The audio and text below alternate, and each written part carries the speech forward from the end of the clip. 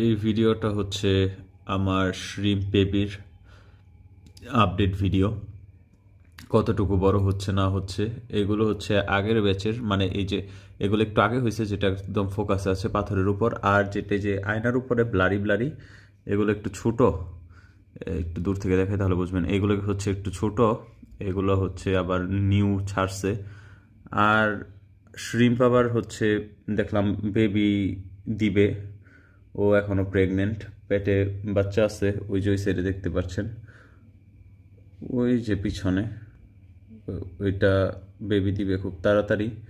শুধু এইটাই না, এই যে রেড কালারটার পেটেও বাচ্চা দেখতে পারতেছি। এই যে রেড কালারটার পেটে বাচ্চা আছে।